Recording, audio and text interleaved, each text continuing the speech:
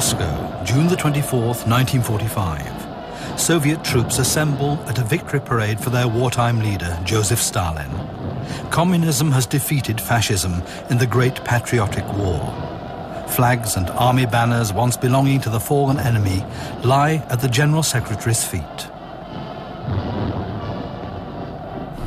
Stalin war auch ein Erbe der Zaren, nicht wahr? Irgendwie, wenn man seine Außenpolitik betrachtet, seine Balkanpolitik, das sind verbluffende Ähnlichkeiten mit der Außenpolitik des zaristischen Imperiums. Es gibt eine sehr interessante Episode. Botschafter Harriman, der berühmte Averell Harriman, Botschafter in Moskau während des am Ende des Zweiten Weltkriegs, steht in Potsdam, Sizilienhof, begrüßt Marschall Stalin zur Potsdamer Konferenz und sagt, Marschall Stalin, Sie müssen glücklich sein, in der Hauptstadt des Feindes als Sieger zu stehen. Harriman hat berichtet, die Antwort von Stalin, Zar Alexander kam bis Paris. Joseph Vissarionovich Djugashvili was born in Georgia in 1879. He grew up in humble circumstances, the son of a shoemaker. His mother wants him to become a priest. An intelligent pupil, he receives a scholarship to the seminary in Tbilisi, the only institution for higher learning in Georgia.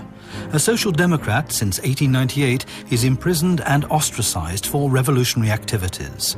Stalin, the man of steel as he now calls himself, joins the Bolsheviks and is voted into the Central Committee at Lenin's request in 1912. After the February Revolution of 1917, he returns from exile and takes on the post of editor-in-chief of Pravda, the party newspaper. Verstand, was Information bedeutet. Nicht Sessel gibt Macht, sondern Information. In Anfang war das Wort. After the October Revolution, Lenin appoints the shy Georgian to the post of People's Commissar for Nationalities Affairs. Lenin believes that the chaotic after-effects of the First World War will cause the bourgeois governments in Europe to collapse under the pressure of the international proletariat. But a world revolution didn't happen. Civil war rages in Russia. The Bolsheviks, led by War Commissar Leon Trotsky, emerge victorious.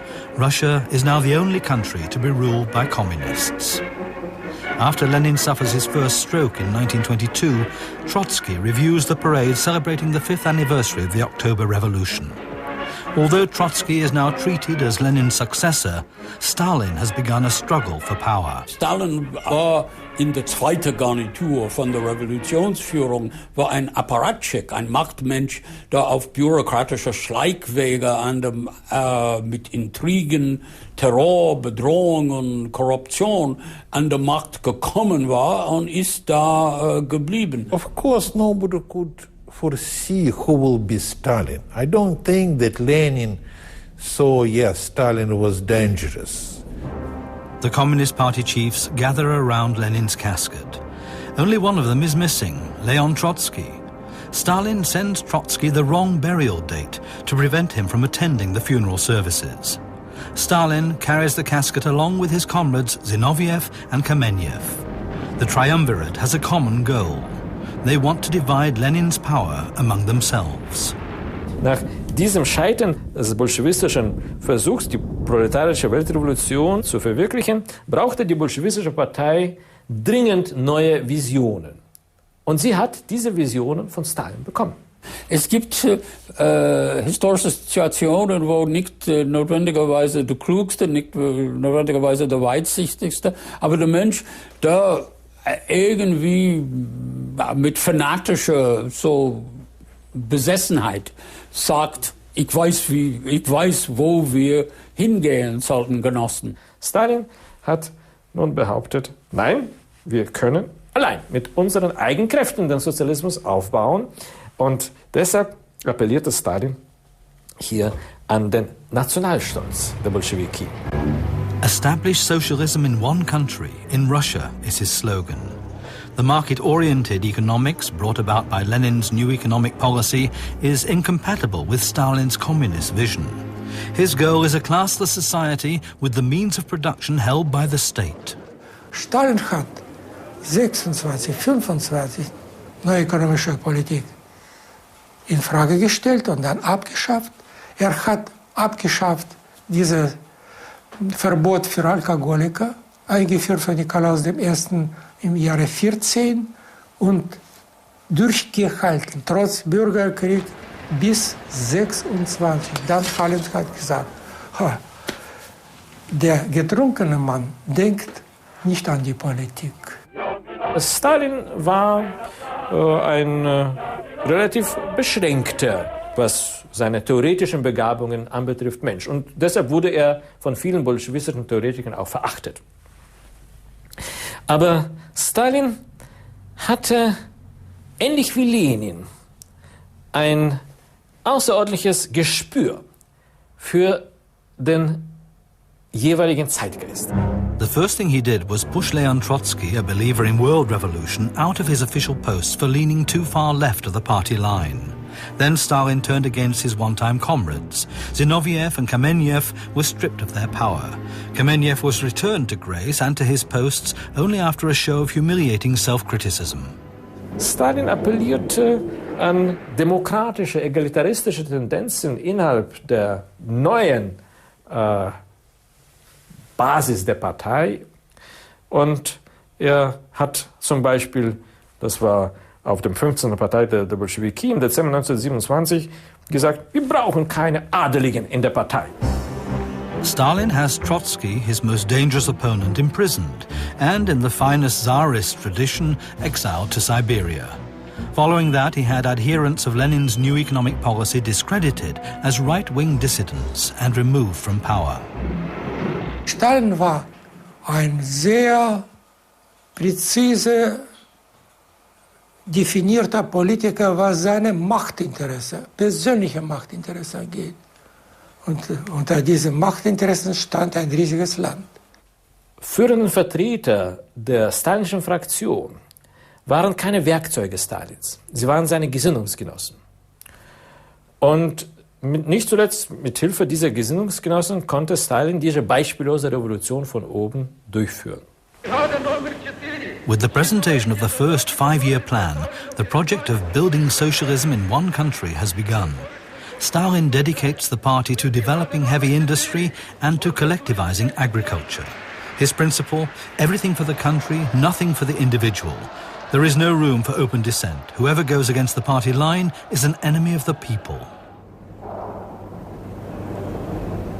Man muss sich mal vorstellen, Stalin hält eine Rede und sagt, wann teilt die Sowjetunion in 3 große, riesige Territorien auf. Die einen müssen fertig sein Frühjahr 31, total kollektiviert. Die anderen Frühjahr 32 und da gibt es noch ein paar ein bisschen zurückgebliebene, denen geben wir bis 1933. Bestimmte, genau, mit Datum, wann, was alle Bauern tun. Mit einem entsetzlichen, diese Kollektivierung war etwas absolut Grauenvolles. Accompanied by a massive propaganda effort, private farmers are forced into state-run farm collectives known as kolkhozes. The collectivization reverses Leninist policy, which encouraged the farmers to take possession of property belonging to large estate owners with the slogan, "Take back what was stolen." Lenin's way of winning farmers over into the revolutionary fold. Now Stalin is taking land away from them again. Prosperous farmers, the so-called kulaks, are declared to be enemies of the people. Many of them are executed. Others are driven out of the country or deported. Collectivization degenerates into a war of terror against the peasants, lasting several years and leading to catastrophe. In the Ukraine alone, the breadbasket of the Soviet Union, over 4 million people starved to death by the early 1930s.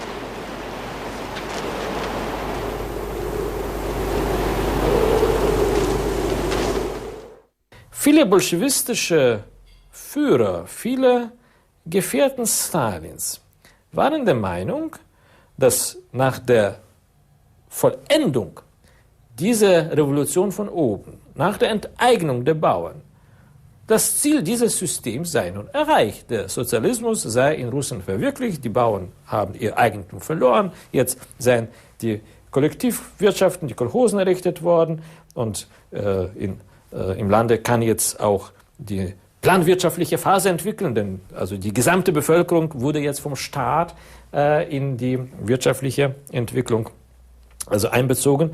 Sie waren der Meinung, das Ziel sei erreicht worden. Nicht zuletzt deshalb wurde der erste Parteitag, der nach der Vollendung der Kollektivierung stattfand, das war der 17. Parteitag vom Januar 1934, als der Parteitag der Sieger bezeichnet. Also der Sieger über die russische Bauernschaft. The 17th Party Congress of 1934 was the Party Congress of the victors, and the communists wanted to celebrate their successes. Collectivization of agricultural economics was accomplished. Industrialization was making good progress. Stalin's statement of accounts was applauded.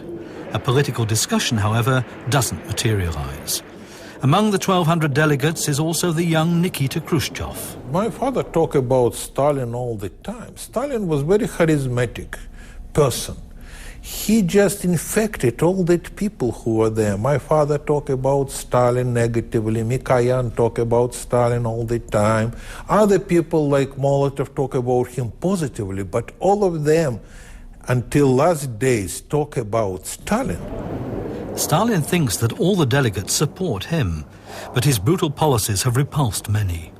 During the secret Central Committee vote, 300 delegates crossed him off the list, while Sergei Kirov, party chief from Leningrad, achieved the best results by receiving only 3 no votes. He was enthusiastically cheered. Stalin could not accept that and saw to it that the ballots against him disappeared. Seemingly unmoved, Stalin poses for photographs with the delegates. But his deadly distrust has been awakened.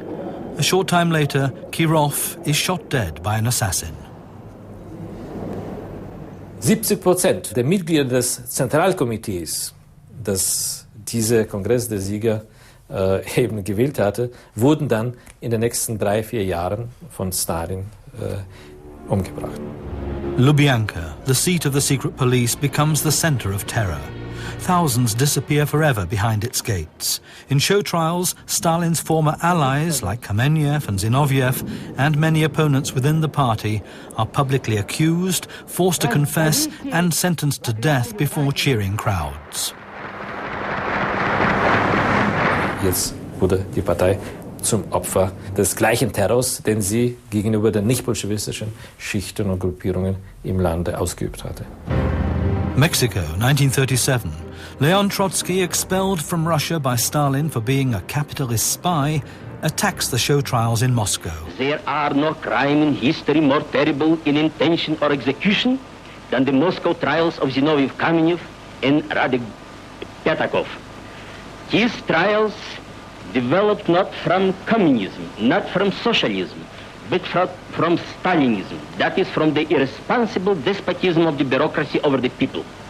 A counter-trial is necessary to cleanse the atmosphere of the germs of deceit, calumny, falsification, and frame-ups whose source is Stalin's police, the GPU, which has fallen to the level of the Nazi Gestapo. But Stalin's arm has a long reach. In August 1940, Leon Trotsky is murdered in his Mexican residence. Millions are shot in the Soviet Union. There are purges in the entire country.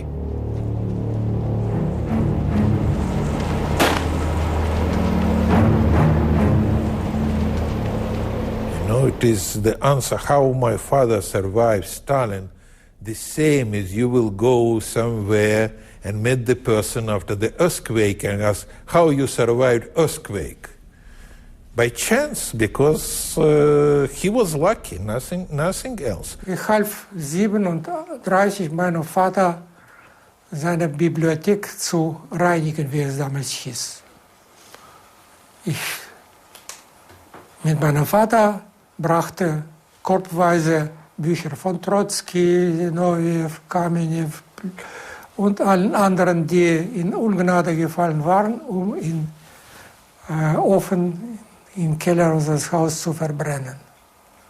Und jeden Tag warteten wir, jetzt kommen die Leute, Vater wird abgeführt und verschwindet. A simple denunciation is enough to have someone condemned. The Gulag, a system of huge prison camps, is established. Anyone can fall prey to the arbitrary punishment. The oppression silences any resistance. Stalin's terror will cost millions of lives.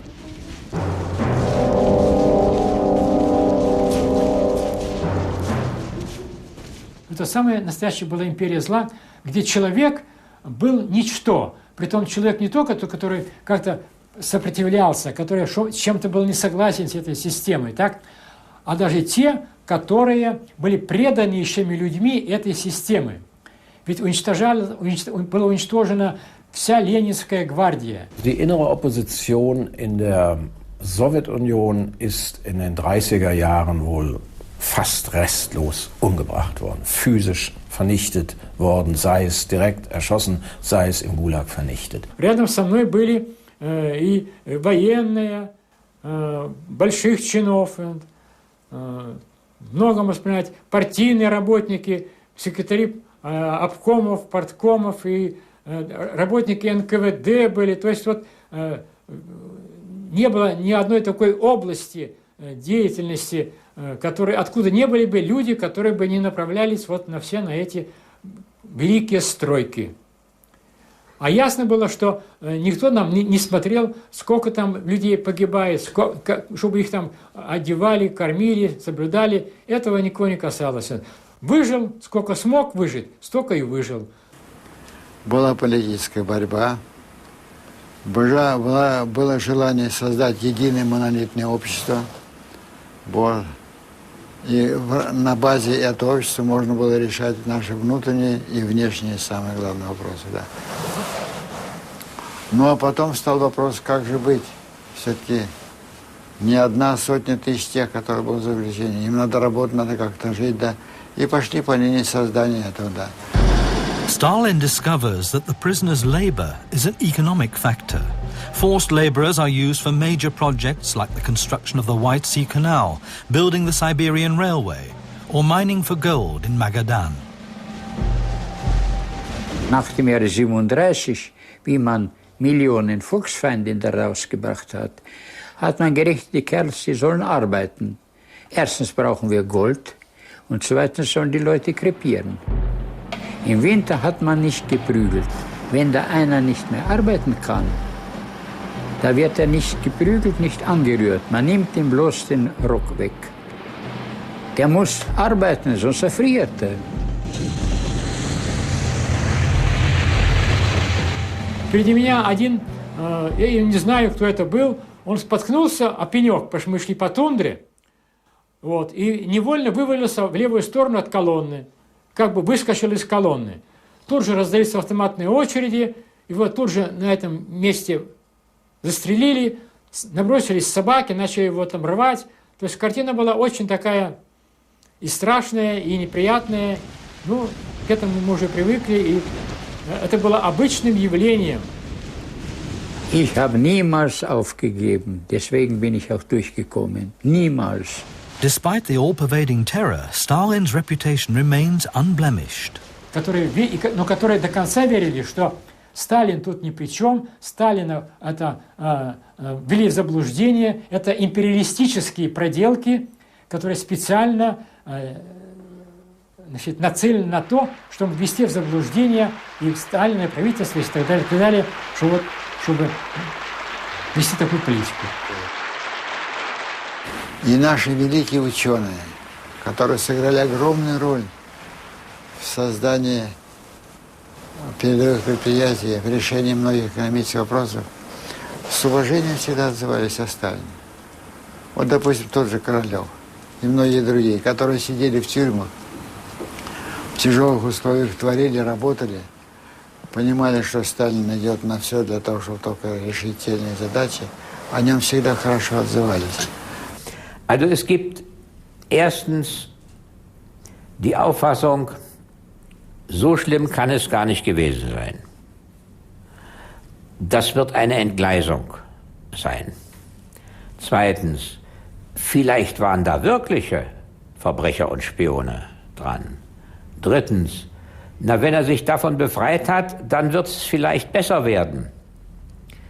Viele Teile von Europa waren nicht so erschrocken über Stalins Methoden. Zunächst, weil die nicht an den Gulags geglaubt haben und zweitens, weil die selbst in Bürgerkrieg ähnliche Umständen gelebt und gekämpft haben. Also dieses Mal für die richtige Sache. In Russian tyranny, all these reformers were tyrants.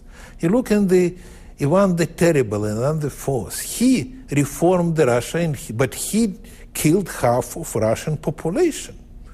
You look in the more contemporary Peter the Great, Peter the First. He is one of the reformer.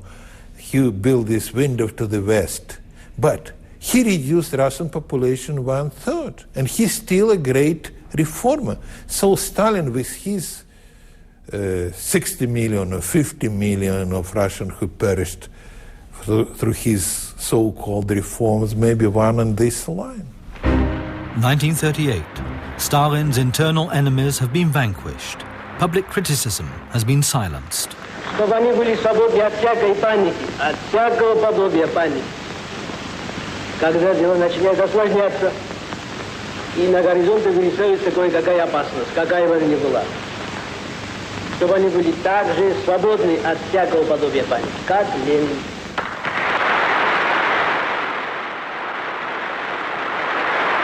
With unprecedented severity, Stalin has imposed a radical new form of society upon the Soviet Union.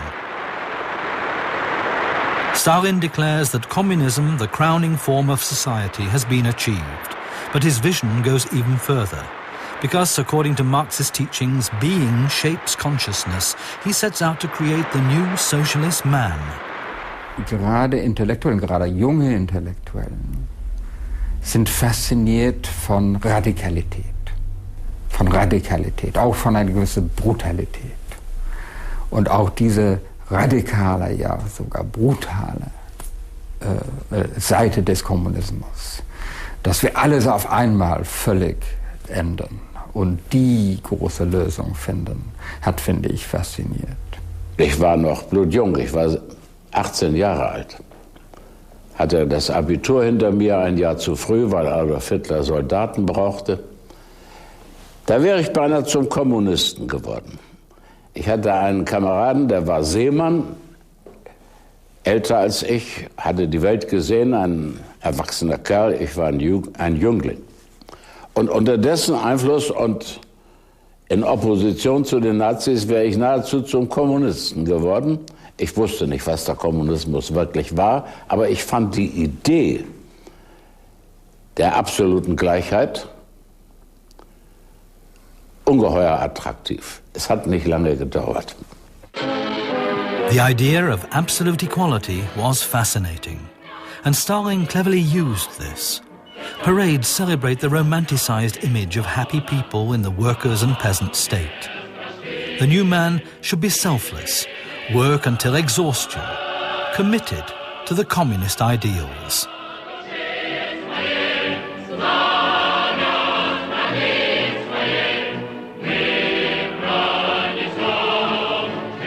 And above all is Joseph Stalin. Der Kommunismus wollte den neuen Menschen. Und er hat ein riesiges, jahrzehntelanges Experiment gemacht, um herauszufinden, ob das möglich war. Er ging dabei auf alte Ideen zurück. Und ich denke, am Ende steht das Ergebnis, der neue Mensch ist nicht zu züchten. Aber dieser anthropologische Optimismus, man kann einen neuen Menschen machen, ist, glaube ich, der Kern des Scheiterns der kommunistischen Ideologie. Es wurde ja offiziell erklärt, dass der Marxismus-Leninismus keine politische Theorie ist, sondern eine Wissenschaft. Eine Wissenschaft von den Gesetzmäßigkeiten der Länder und Völker in Vergangenheit, Gegenwart und Zukunft. Gesetzmäßig. Das sind also keine Meinungen. Und dieser Anspruch auf Gesetzmäßigkeit, auf Wissenschaft, eine wissenschaftliche Weltanschauung, die detaillierte Art, das darzustellen, beginnend mit dem dialektischen Materialismus und der psychologisch so interessanten Erscheinungsform, dass im Unterschied zu allen nicht kommunistischen Auffassungen Synthese, Zusammenarbeit, Zusammenwirken negativ. Die Geschichte der Menschheit geht durch Konflikte, durch Kämpfe, durch Widersprüche. Intellectuals from all over the world are invited to the All-Union Congress of Writers in Moscow. They're committed to achieving a more just world. Maxim Gorky holds the keynote speech. In his eyes, the capitalist West is rotten and the future belongs to communism. He puts himself in the service of Stalinist propaganda without any qualms. The international artists give the conference glamour and the regime legitimacy. Es gab natürlich auch die Illusion, so schlimm sollte es eigentlich mit dem Vaterland der Werktätigen gar nicht werden, weil man es ja gegen diese westliche, zerfallende, degenerierende Gesellschaft setzen wollte und konnte. Also eine ganze Skala unterschiedlichster Hoffnungen, Ideen, Bemerkungen, Erwartungen gab es, die dazu geführt haben, dass also erstaunlich kluge Leute, umgekehrt, erstaunlich intelligente Leute bewiesen haben, dass Intelligenz und Klugheit nicht identisch sein müssen.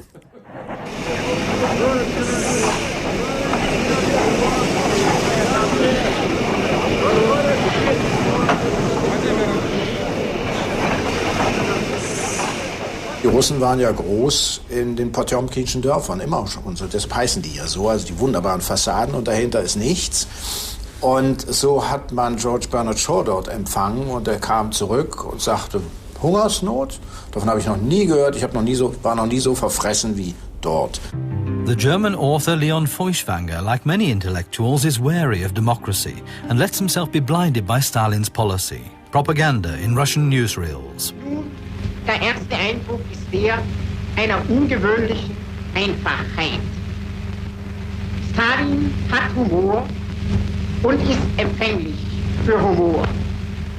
Man begreift, warum die Massen ihn nicht nur verehren, sondern auch lieben. Er ist ein Teil von ihnen, herausgewachsen aus ihnen, der rechte Repräsentant der 170 Millionen dieser Sowjetunion, wie ihn sich der Dichter nicht würdiger ausdenken könnte. Wenn man nicht in der Sowjetunion aufgewachsen ist, kommt im Westen und die fingen alle an, über Stabilität zu reden. Stabilität. Oder die Köpfe zu sagen, Krise. Wieso? Was regt euch denn auf? Ist doch normal. Krise ist doch das Normale. Stabilität ist die Ausnahme. Ganz selten, ganz unwichtig. Also ein anderes Verhältnis zu den Erscheinungsformen der Geschichte und der Gegenwart und der Glaube daran, dass die Einzigen, die das haben, sind Marxisten, Leninisten.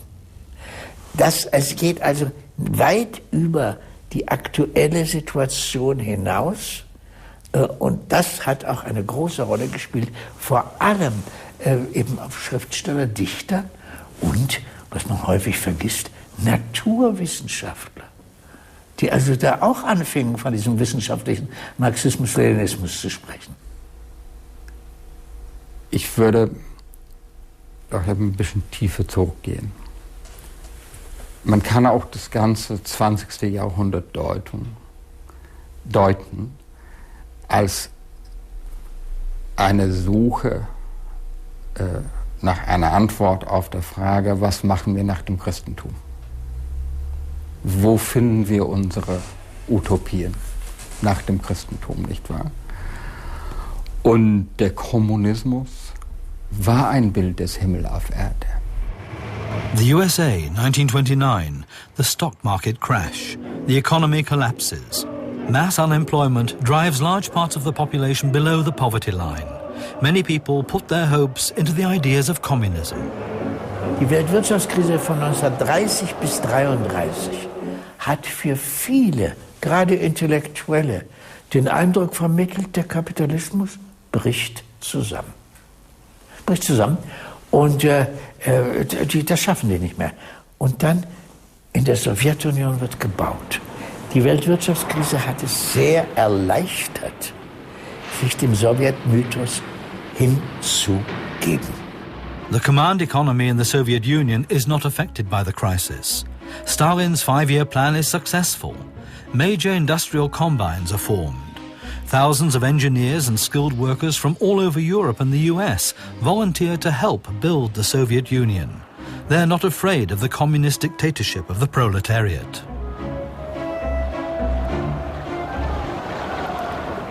Ich bin gerade in den spät 30er Jahren zu politischem Bewusstsein gelangt in einen großen sozialistischen Staat, nämlich New York. Und man konnte sagen, dass ein Teil von den Intelligenzen doch völlig bewusst waren, dass Stalin ein Tyrann war, der den Sozialismus benutzt hat als eine Art Rechtfertigung von dieser ungeheuren Machtkonzentration, Machtausbeutung und Tyrannie und Mord in den Gulags. Auf der anderen Seite, für viele Leute haben das irgendwie unbewusst zugegeben, aber haben gesagt, ja, ohne Russland, ohne die Sowjetunion keine Verteidigung gegen Faschismus. Wir machen uns heutzutage etwas vor, indem wir meinen, dass die sogenannte westliche Werte immer sozusagen dominant waren. Es ist doch so, in der ersten Hälfte des 20. Jahrhunderts haben die Mehrheit der Europäer an anderen Wertesysteme geglaubt. Es sei der Faschismus, es sei der Kommunismus. Und nur, sagen wir mal, ein Drittel, eine Minderheit, hat an den Werten der liberalen Demokratie geglaubt. Also ganz Europa war sozusagen auf der Suche nach anderen Utopien. In Germany, that is Hitler's doctrine of the superiority of the Aryan race. After seizing power, the National Socialists persecute everybody who is different or thinks differently to the point of extermination. Es gab dann scheinbar nur eine Macht, die mächtig genug war, dem Faschismus die Stirne zu bieten, und das war die Sowjetunion Stalins. Und ich habe viele Memoiren, das kommt immer wieder. Ja, mir gefällt manches nicht hier, was in der Sowjetunion los ist. Aber es ist die einzige Macht, die uns retten kann vor dem Sieg der Nazis in Europa. Spain, 1936. A leftist People's Front government has won the elections. Civil war then breaks out. Right-wing forces ally themselves with General Franco's fascists, supported by the German Condor Legion and Italian troops. The Republican government turns to Stalin for help. He sends commissars but no weapons. International brigades with volunteers from all over the world fight for the Republic.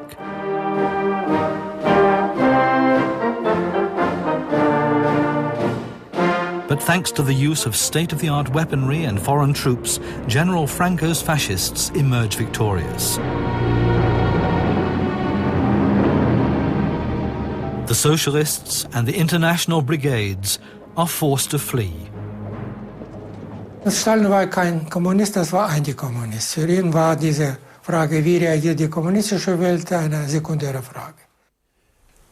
Stalin hat in der ganzen langen Entwicklung, in der er im Kommunismus herrschte, eigentlich ausländische Kommunisten entweder mit Misstrauen oder mit Missachtung angesehen. Stalin hat 3-mal so viele Kommunisten vernichtet wie Hitler. Der Spanische Bürgerkrieg schien zunächst zu bestätigen, dass diese beiden totalitären Wahlverwandten, Kommunismus und Nationalsozialismus, auf immer sich bekämpfen würden bis aufs Messer. The defeat in Spain had no significance for Stalin's strategy. He's afraid of being encircled by a coalition between Germany, Italy and Japan. He looks for a way out.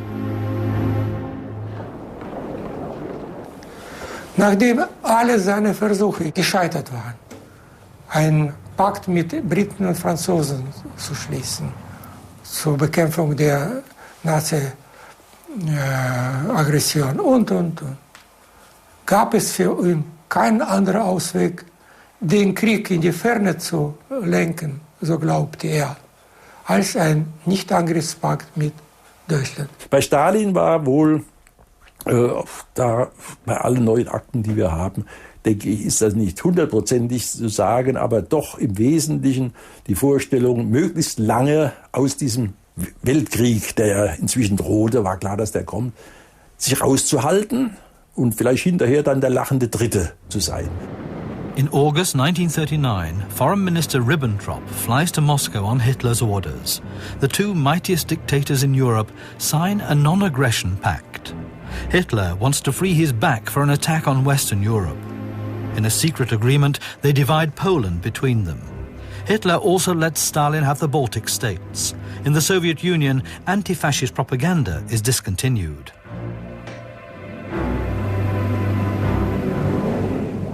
Drei Tage und 3 Nächte waren ja die Bibliotheken geschlossen.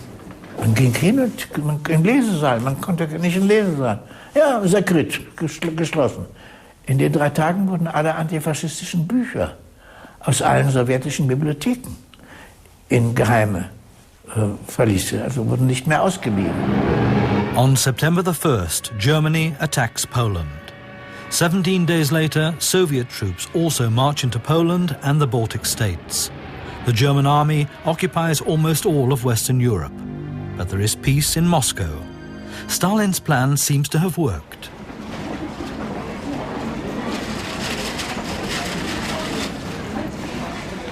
But only seemingly. On June the 22nd, 1941, Hitler's attack on the Soviet Union begins. In November, German troops are at the gates of Moscow. Stalin declares the Great Patriotic War. The Germans are beaten at an enormous cost. 27 million lives are lost.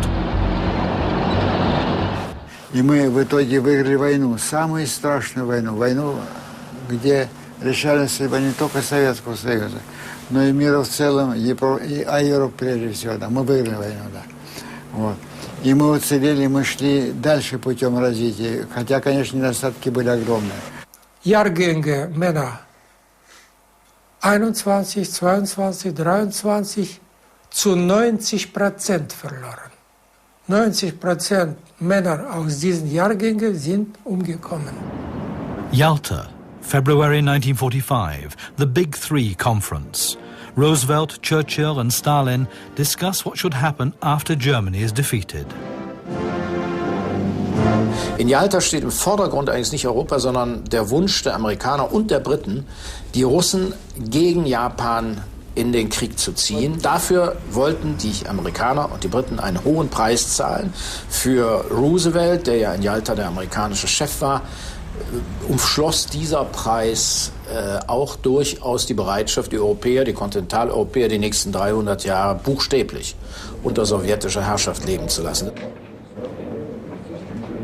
Roosevelt, Stalin and Churchill divide Germany into occupation zones. Poland becomes a Soviet satellite, and the border agreed in the Hitler-Stalin Pact is confirmed. Thus, Britain did not achieve its goal of the war, an independent Poland. Nach Yalta breitet sich ein abgrundtiefer Pessimismus aus. Nach Yalta wusste Churchill, der Krieg ist verloren. Roosevelt hat versprochen, nach dem Krieg Stalin Kredit zu geben, 4 bis 5 Milliarden Dollar. Und. Aber was bekamen wir? Im März 1945. In April 1945, das war schon formalisiert, Churchill begann mit seiner Operation in Sinkable. Krieg gegen die Sowjetunion, sofort nach Beendigung des Zweiten Weltkrieges. Soon, allies become embittered enemies. Europe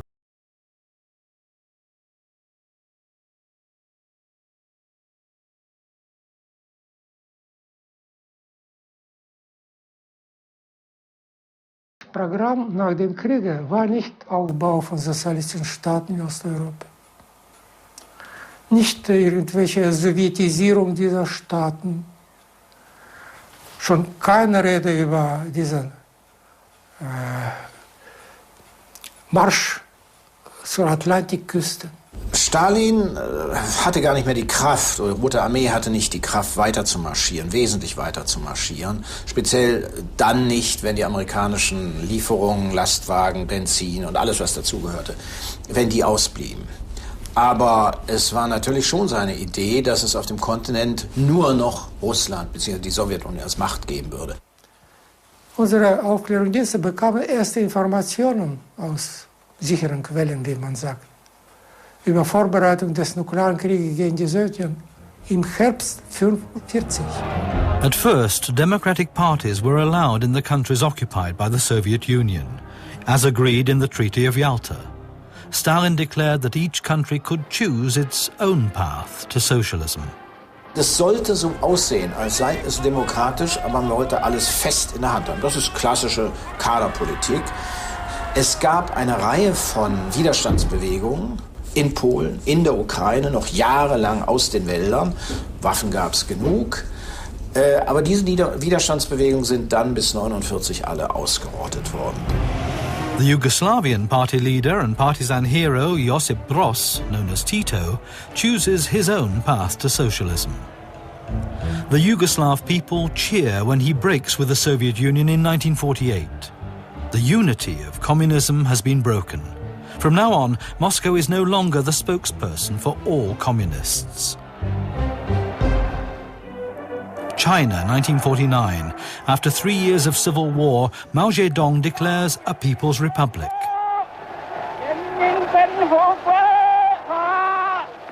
32 years after the great Russian October Revolution, the communists are victorious in the world's most populous nation. Mao Zedong, from a family of peasants and a teacher by training, co-founds the Communist Party of China in 1921. He believes that the rural proletariat forms the core of the revolutionary masses. Following Lenin's example, he wins over the peasants by expropriating the owners of big estates. Right after seizing power, the communists commence transforming Chinese society. Den administrativen Bereich haben sie praktisch vollkommen nach sowjetischem Vorbild neu gestaltet, umgestaltet. Die ganze Struktur der Partei natürlich auch. Also die Kommunistische Partei Chinas war praktisch geräuspert wie gespuckt nach sowjetischem Modell gebaut. Mao had very strong similarity with Stalin, and he knew this. Mao travels to Moscow for Stalin's 70th birthday. Here, the two most powerful men of the communist bloc meet. Their subjects form almost 1/2 of the world's population. Two dictators who nurture a cult of personality and pursue their goals by force and through terror. Были беззакония Сталина, были репрессии, были невинно расстреляны, пострадавшие. Но вместе с тем все-таки страна шла к вершинам. Она стала великой державой. Она провела индустриализацию, коллективизацию, огромную культурную революцию, которая привела к тому, что наш народ интеллектуально поднялся. Stalin was not effective leader because through his purges, from his executions, he destroyed so many of the real productive people that it was counterproductive to the country. Stalinism was really a ruthless self-destruction of talent. And in the process, it almost became a norm in the Soviet system and by extension in the systems that were imitating the Soviet system to promote people who were fundamentally inferior, who were not creative, who were obsequious, who were opportunistic, and who, to put it very simply, were fairly stupid. On March the 5th, 1953, Stalin dies. Hundreds of thousands of grieving mourners pay their last respects. His successors and rivals for his throne gather around his casket. Stalin's longtime personal secretary, Georgy Malenkov, the party secretary, Nikita Khrushchev, and the powerful Secret Service head, Lavrenti Beria, who already 3 days after Stalin's death orders the release of 1.2 million Gulag prisoners. The power struggle for Stalin's succession has begun. After Stalin's death, everyone is expecting change. Berlin, June 1953. The supply situation in the GDR is critical. There are rumours that the party General Secretary Walter Ulbricht will be replaced. We followed the advice that Comrade Stalin gave us. When Ulbricht raises the labour norms, the construction workers at the Stalin Allee site in East Berlin take to the streets. The protests all over the country turn into a national revolt. The protesters storm party offices and demand free elections. Ulbricht asked the Soviet military for help. Each country have their own mythology. German mythology about these events, that it was a revolution. In reality, and from my father's understanding, it was the strike, economical strike, against some wrongdoings. Secondary, from his opinion, it was the German problem. And when Soviets put their tanks on the crossroads, everything calmed down. Soviet tanks crushed the rebellion. In Moscow, those rivaling for power exploit this incident for their political aims. They blame Secret Service head Beria for the revolt. In December 1953, Beria is shot dead. In 1955, Malenkov is stripped of his powers. 3 years after Stalin's death, Nikita Khrushchev has maneuvered himself into a favourable position. At the 20th Party Congress in 1956, he takes another considerable risk. In a spectacular speech, he denounces Stalin's crimes. This is tantamount to blasphemy. But his risk pays off. He manages to convince the delegates.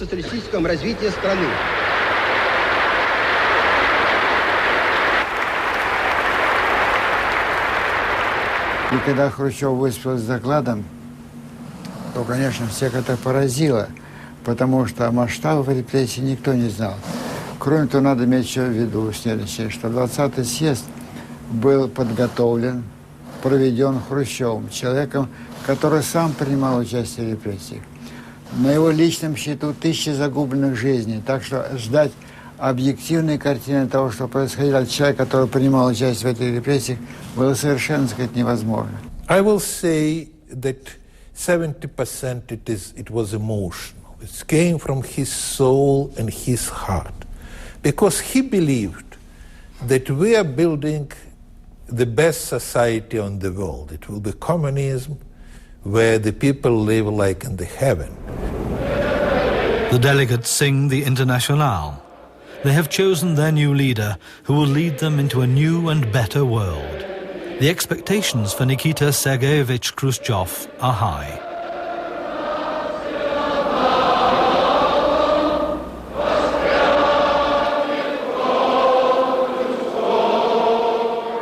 Although Khrushchev's speech is not published, its message quickly spreads around the world. The communist parties in the satellite states follow Moscow's example and practice public self-criticism. In Poland, crowds take to the streets to demonstrate for democracy. They force the reinstatement of party chief Gomulka, who had been arrested under Stalin. Khrushchev's trip to Poland can't prevent this. He provoked Gomulka to make his statement. We will not quit Soviet bloc. We are interested in the presence of the Soviet military in our territory. Khrushchev told, we have a deal, and they became friends. The Hungarians demonstrate out of solidarity with Poland. They also demand freedom and democracy.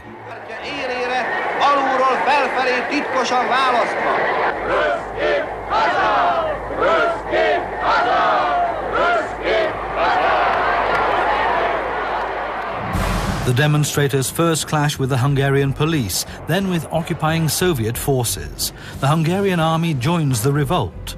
For a few days, Soviet tanks clear Budapest. The new government under Imre Nagy leaves the Warsaw Pact and declares Hungary's neutrality. For Khrushchev, this is a counter-revolutionary putsch he can't allow.